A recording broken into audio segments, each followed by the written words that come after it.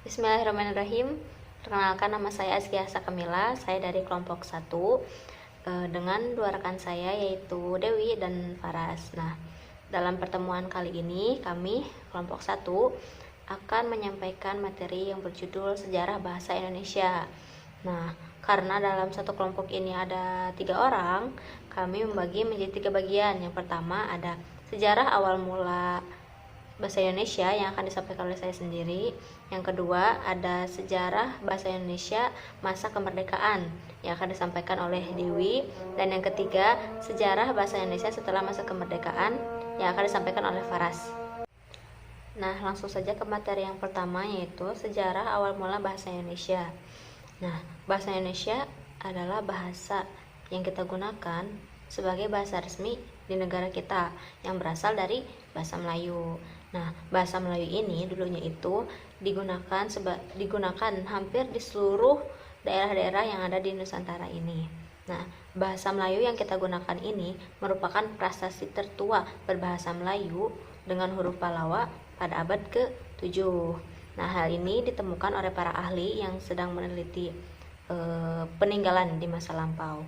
Nah, setelah diteliti lebih lanjut, ternyata bahasa Melayu ini mempunyai hubungan kekeluargaan dengan bahasa-bahasa yang ada di negara Asia Tenggara. Jadi bukan hanya Indonesia saja yang menggunakan bahasa Melayu, tetapi pada masa itu negara-negara di Asia Tenggara juga menggunakan bahasa Melayu.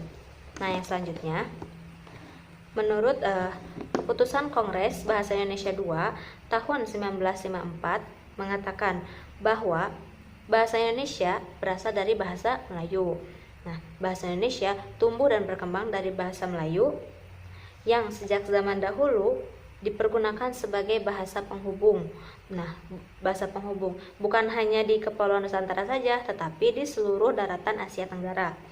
Bahasa Melayu ini mulai dipakai di kawasan Asia Tenggara sejak abad ke-7. Nah, seperti yang tadi disebutkan di sebelumnya, bahwa bahasa Melayu ini telah ditemukan setelah digunakan juga pada abad ke-7 atau bahkan sebelumnya. Nah, hal yang membuktikan bahwa bahasa Melayu ini telah dipakai sejak abad ke-7, ada beberapa bukti, ada beberapa prasasti. Yang pertama ada Kedukan Bukit Berangka yang ditemukan pada tahun 683 di Palembang. Nah, yang kedua ada Talang Tua Berangka yang ditemukan pada tahun 684 Masehi di Palembang juga. Nah, yang ketiga ada Kota Kapur Berangka ditemukan pada tahun 686 Masehi di Bangka Barat. Nah, yang keempat ada Karang Brahi Berangka yang ditemukan pada tahun 688 Masehi di Jambi. Nah, prasasti-prasasti tersebut ini bertuliskan huruf Pallawa dalam bahasa Melayu. Seperti yang telah kita pelajari sebelumnya, bahwa bahasa Indonesia ini berasal dari bahasa Melayu. Nah, sekarang yang jadi pertanyaan, berasal dari manakah bahasa Melayu tersebut? Maka jawabannya adalah bahasa Arab. Tentunya, mengapa demikian? Karena jika kita teliti lebih dalam, ada beberapa kosakata bahasa Indonesia yang sama dengan bahasa yang ada di bahasa Arab. Contohnya kursi. Nih, di bahasa Indonesia kan ada kata kursi. Kalau di bahasa Arab itu kursiyun. Nah, terus nama-nama hari. Nama-nama hari kalau di Indonesia hari Senin. Terus kalau di bahasa Arab isnaini, yaumul isnaini. Terus hari Selasa di Indonesia, bahasa Indonesia itu ada hari Selasa. Kalau di bahasa Arab yaumul Selasa. Terus hari Rabu yaumul arbi'a robi. Jadi Rabu kan. Terus hari Kamis kalau bahasa Arabnya yaumul khomis, Kamis kan, terdengar sama ya. Terus Jumat ya di bahasa Arab yaumul Jum'ah. Terus Sabtu yaumul Sabti. Nah, dari beberapa kosakata tersebut membuktikan bahwa bahasa Indonesia yang katanya berasal dari bahasa Melayu berasal juga dari bahasa Arab. Nah, mengapa yang jadi pertanyaan, mengapa bahasa Arab yang digunakan oleh orang-orang timur bisa berada di kawasan Asia Tenggara? Nah, hal ini berkaitan dengan sejarah masuknya Islam di Nusantara. Seperti yang telah kita pelajari di bangku SMA atau MTS SMP dulu, bahwa Islam masuk ke Indonesia pada abad ke-13. Nah, tapi hal itu hanya berupa teori dari teori-teori yang kita pelajari, seperti teori Gujarat, teori Cina, teori Persia, juga teori Cina juga. Nah, namun berbeda dengan teori Arab yang mengatakan bahwa Islam telah ada di Indonesia ini jauh sebelum abad ke-13. Nah, hal ini sama dengan peta penyebaran Islam di Nusantara.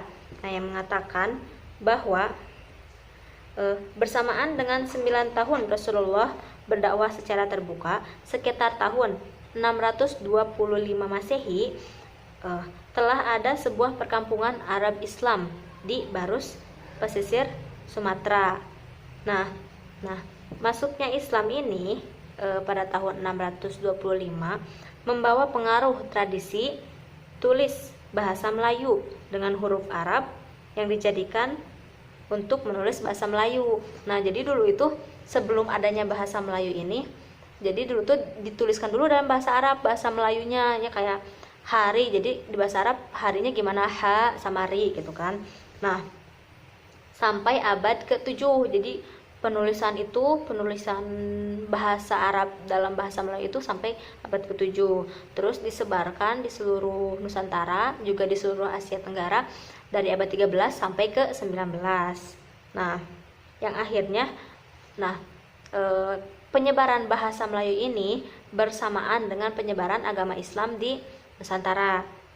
Terus bahasa Melayu ini mudah diterima oleh masyarakat Nusantara sebagai bahasa penghubung antar suku, antar pulau, antar pedagang, antar bangsa, bahkan antar kerajaan. Yang selanjutnya, bahkan ketika bangsa Eropa pertama kali datang ke Indonesia, bahasa Melayu ini sudah mempunyai kedudukan yang luar biasa di tengah-tengah bahasa-bahasa daerah yang ada di Nusantara ini. Karena di Indonesia kan ada berbagai macam bahasa ya, bahasa Sunda, bahasa Jawa, dan yang lainnya. Tetapi bahasa Melayu ini kedudukannya luar biasa. Hampir semua orang di daerah yang ada di Nusantara ini bisa berbahasa Melayu. Nah, contohnya Pigafetta yang mengikuti perjalanan Magellan mengelilingi dunia. Ketika kapalnya berlabuh di Tidore pada tahun 1521 yang bertuliskan kata-kata Melayu. Nah, itu merupakan bukti jelas bahwa bahasa Melayu yang berasal dari bagian barat Indonesia, yaitu Sumatera, pada zaman itu pun sudah menyebar ke bagian Indonesia yang berada jauh di sebelah timur. Ya kan emang awalnya Islam itu nyampe ke Nusantara itu di Sumatera, di Barus, di Pulau Sumatera, bisa nyampe ke daerah Tidore yang sebelah timur Indonesia.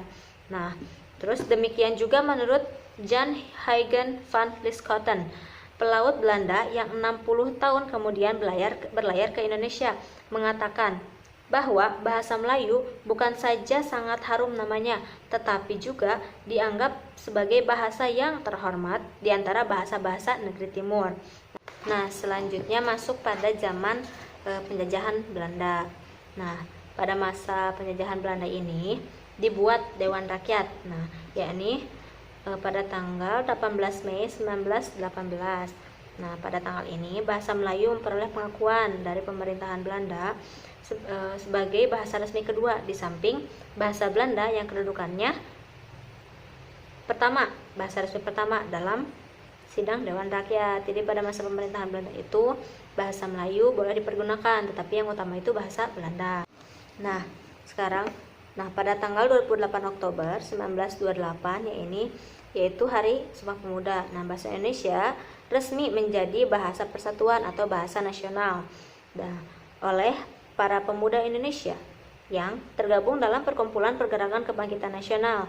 Nah, telah mendorong perkembangan bahasa Indonesia dengan pesat dalam peranan kegiatan politik, perdagangan, persurat kabaran, dan majalah. Sangat pesat dalam memodernkan bahasa Indonesia. Nah, kan yang asalnya bahasa Melayu, pada Sumpah Pemuda ini diubah namanya menjadi bahasa Indonesia dan telah dimodernkan. Jadi tidak seperti bahasa Melayu, seperti banget bahasa Melayu, jadi udah dimodernkan. Nah, selanjutnya pada tahun 1942 Jepang menduduki Indonesia dan Jepang tidak dapat menggunakan bahasa lain selain bahasanya sendiri. Nah, pada masa Jepang ini bahasa Belanda jatuh kedudukannya, bahkan tidak boleh dipergunakan bagi seluruh rakyat Indonesia. Jadi gak boleh pakai bahasa Belanda pas masa penjajahan Jepang. Nah, akhirnya Jepang mengajarkan bahasa Jepang kepada orang Indonesia dan bermaksud menggunakan bahasa Jepang sebagai pengganti bahasa Belanda. Nah, untuk digunakan oleh orang Indonesia. Jadi orang Jepang itu ngajarinlah bahasa Jepang ke orang Indonesia sebagai pengganti yang dulunya bahasa Belanda. Nah, sekarang diganti menjadi bahasa Jepang oleh Jepang. Nah, namun usaha itu tidak dapat dilakukan dengan cepat karena emang bahasa Jepang itu ya sulit, termasuk bahasa yang sulit untuk dipelajari oleh masyarakat Indonesia pada zaman itu. Dan akhirnya Jepang ini memilih jalan praktis, yaitu menggunakan bahasa Indonesia sebagai bahasa utama. Ya, jadi orang-orang Jepang itu belajar bahasa Indonesia.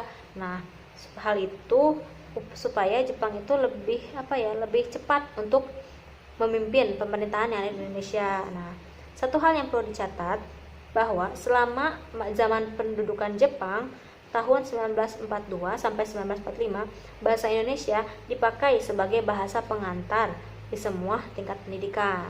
Nah, selanjutnya demikianlah Jepang terpaksa harus menumbuhkan dan mengembangkan bahasa Indonesia secepat-cepatnya agar pemerintahan Jepang dapat berjalan dengan lancar. Nah, namun bagi orang-orang Indonesia hal itu merupakan keberuntungan yang besar, terutama bagi para pemimpin pergerakan kemerdekaan dalam waktu yang pendek dan mendesak mereka harus beralih dari bahasa Belanda ke bahasa Indonesia. Selain itu, semua pegawai negeri dan masyarakat luas yang belum paham akan bahasa Indonesia secara cepat memahami bahasa Indonesia, karena yang itu bahasa Indonesia harus dipelajari karena ya atas perintah dari Jepang juga kan, biar pemerintahan Jepang berjalan dengan lancar dan cepat.